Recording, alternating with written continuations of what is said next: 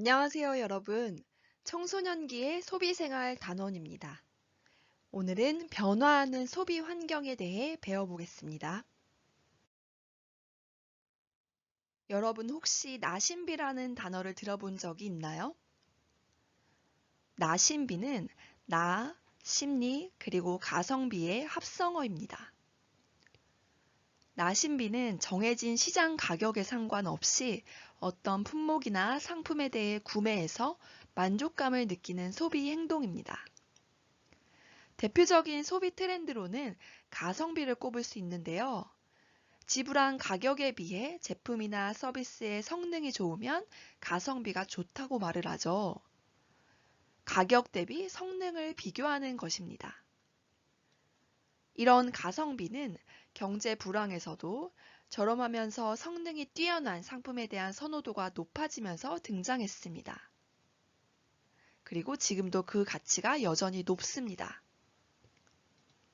최근에는 나심비가 새로운 트렌드로 자리를 잡아가고 있습니다.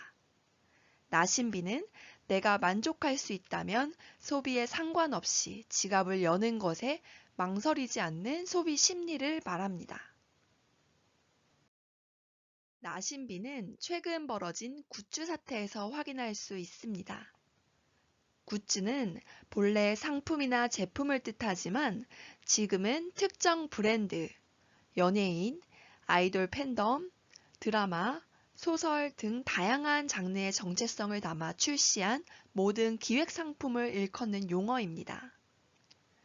굿즈는 아무 때나 살 수 없고 아무 데서나 살 수 없는 한정판으로 그렇게 팔리거나 증정되는 것이 특징인데요. 한 커피 브랜드가 내놓은 이벤트용 굿즈를 얻기 위한 소비가 화제가 되었습니다. 지난 여름 한 커피 브랜드에서 하는 그 이벤트용 가방을 얻기 위해 매장 앞에서 줄 서기는 물론이고 가방 하나를 얻기 위해 많은 양의 커피를 먹어야 했었는데요. 이 모습은 소비자의 나심비를 잘 보여주는 모습이었습니다. 그리고 소비 트렌드 신조어로 욜로를 들어본 적이 있나요? 욜로는 나홀로와 욜로의 합성어입니다. 1인 중심의 경제활동과 현재의 행복을 우선시하는 트렌드가 결합된 개념입니다. 남들과의 관계에서 벗어나 나만의 행복을 중요시한다는 특징을 가지고 있습니다. 욜로 소비는 나를 위한 소비에 집중을 합니다. 그래서 가격보다는 만족도를 얼마나 높일 수 있느냐가 중점이 되기 때문에 취미 생활이나 여행에 시간과 돈을 아끼지 않습니다. 비싼 값을 한다면 기꺼이 고가의 가격을 지불하기도 합니다. 아낄 때는 확실히 아끼지만 쓸 때는 또 확실히 씁니다. 지금까지는 새로운 소비 트렌드로 나심비와 욜로에 대해 살펴보았는데요. 이제부터는 변화하는 소비 환경에 대해 보겠습니다. 첫 번째로 대량 생산입니다. 빠르고 다양하게 변화하는 소비 환경은 소비자의 취향을 반영하고 다양한 종류의 상품을 대량 생산해 내기 시작했습니다. 기술이 발달했고 또 다양한 상품이 나타났고 그래서 소비자는 상품 선택의 폭이 넓어졌죠. 하지만 무절제한 대량 생산이나 소비는 지구 환경에 부정적인 영향을 주기 때문에 지속 가능한 발전의 측면을 꼭 고려해야 합니다. 두 번째로 광고입니다. 상품에 대한 정보를 얻을 때 보면 대중매체는 물론이고 다양한 경로로 광고를 접하게 됩니다. 요즘에는 드라마나 예능에서 연예인이 착용한 아이템에 대한 정보를 쉽고 간단하게 확인할 수가 있는데요. PPL을 통해서도 광고가 이루어지고 있습니다. 변화하는 소비 환경 세 번째로는 전자상거래의 발달입니다. 전자상거래는 인터넷이나 PC 통신을 이용해서 상품을 사고 파는 행위를 말합니다. 인터넷이 보편화되기 이전에도 기업 간 문서를 전자적 방식으로 교환하거나 홈쇼핑, 홈뱅킹 등 다양한 형태로 존재해 왔는데 인터넷이 대중화되면서는 전자상거래라고 하면 인터넷상에서의 거래와 관련지어 생각을 하게 되었습니다. 이제는 내 방에서도 스마트폰 하나로 해외 직구 시장을 이용할 수 있는 시대가 되었습니다. 정보통신의 발달로 온라인 쇼핑의 국경이 사라진 셈입니다. 초기에는 해외 배송비 문제, 언어의 어려움의 문제를 대행해주는 중개업체도 있었지만 현재는 주요 온라인 업체들의 시장 진출로 해외 직구 품목이 대폭 늘었고 또 배송비 부담의 문제도 줄어들면서 소비자는 해외 온라인 쇼핑몰에서 직접 구매할 수 있게 되었습니다. 변화하는 소비 환경 마지막으로는 윤리적 소비입니다. 이제는 윤리적 소비를 원하는 소비자들이 늘고 있는데요. 윤리적 소비란 소비자가 상품이나 서비스 따위를 구매할 때 윤리적인 가치 판단에 따라 의식적인 선택을 하는 것을 말합니다. 나의 소비가 환경이나 다른 사람, 그리고 사회에 어떤 결과를 가져올지를 고려해서 환경과 사회에 바람직한 방향으로 소비하는 것을 말합니다. 다시 말해, 인간과 동물, 자연과 환경을 착취하거나 해를 가하지 않는 윤리적으로 생산된 상품을 구매하는 소비 행위입니다.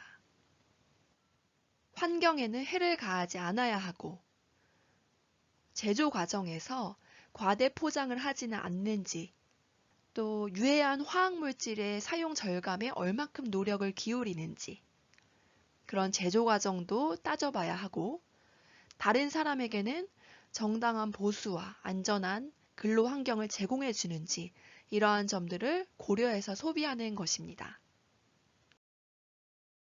윤리적인 소비에 대한 욕구가 커지면서 새로운 소비 양식이 등장하게 되었습니다. 먼저는 지속 가능한 소비입니다. 지속 가능한 소비는 환경 보전에 기여하는 소비 활동을 말합니다. 소비자 입장에서는 지속 가능한 소비를 위해서 먼저 필요 없는 소비의 양을 줄여야 합니다. 또한 상품의 생산과 유통 과정을 생각하는 등의 측면을 고려하는 것이 매우 중요합니다. 그림에 있는 것은 자원의 절약과 재활용 촉진법에 관한 법률에 따른 우수 재활용 제품 품질 인증 제도입니다. 폐지, 폐목재, 폐플라스틱 등의 재활용 제품 중에 기준을 통과한 제품에 부여합니다. 재활용 제품을 구매할 때 이러한 마크를 확인해 보는 것도 좋겠죠? 이제는 일상생활을 할 때 우리 모두가 일회용 마스크를 쓰고 있습니다. 예전에는 미세먼지가 심한 날에만 사용을 했는데 이제는 매일 쓰고 있습니다. 신종 코로나 바이러스 감염증 사태 이후로 카페나 음식점 내에서는 일회용 컵 사용 금지가 일시 해제되었습니다. 저렴한 가격과 편리함을 이유로 다량의 일회용품을 사용했지만 이제는 감염을 대비하는 것이 이유가 추가됐습니다. 여기에 배달 음식에서 나온 포장재 쓰레기까지 늘어나고 있습니다. 우리는 쓰레기를 배출할 때 플라스틱 용기에 묻은 음식물을 씻어 분리 배출하는 등의 재활용에 도움이 되는 작은 일부터 실천을 해야 할 때입니다. 다음으로는 공정무역 상품을 구매하는 것입니다. 개발도상국 생산자의 경제적 자립과 지속가능한 발전을 위해 생산자에게 유리한 무역 조건을 제공하는 무역 형태입니다. 즉, 국가 간의 동등한 위치에서 하는 무역으로 윤리적 소비와 밀접한 관계를 가진 개념입니다. 대표적인 공정무역 품목은 커피, 코코아, 쌀, 과일, 차 등의 식료품이고 그 외에는 의류, 수공예품, 인형 등이 있습니다. 이번에는 공유경제입니다. 이미 생산된 제품을 여럿이 함께 공유하는 경제활동입니다. 한마디로 쉐어링 서비스라고 할 수 있습니다. 공유 경제에는 물건을 쉐어하는 경우가 있습니다. 중고품을 거래하는 것, 그리고 이동 쉐어에는 카 쉐어링이 있습니다.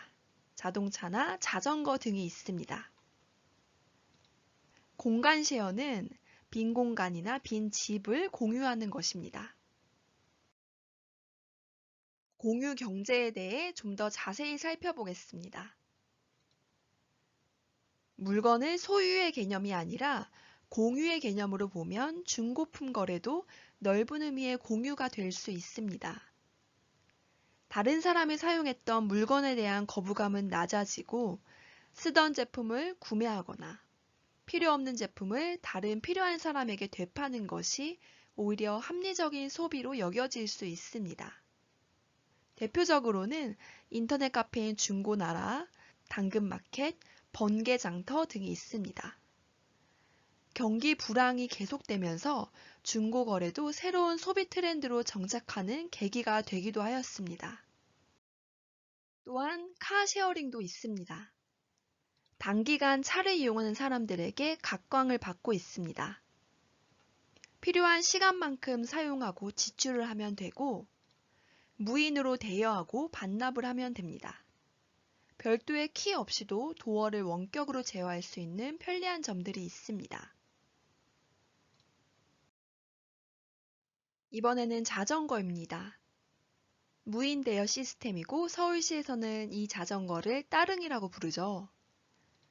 지하철역, 버스 정류장, 아파트 단지 등 시민이 생활하는 그 곳곳에 스마트폰만 있으면 자전거를 이용할 수 있는 대여소가 있습니다. 이 대여소를 조회하면 자전거의 수량과 어디 있는지도 알 수 있습니다. 또한 공간도 공유합니다.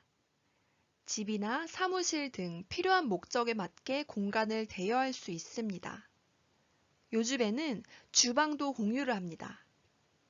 기본적인 주방 설비가 갖춰 있고 임대료의 부담이 적으며 기본 자재를 함께 쓰는 방식이 장점이 되어서 여럿이 공유 주방을 이용하는 것입니다.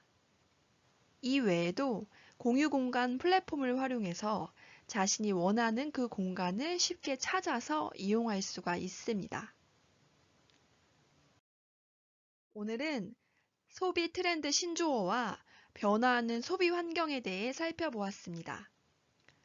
오늘 수업에 과제가 있습니다. 바로 방탈출 퀴즈입니다.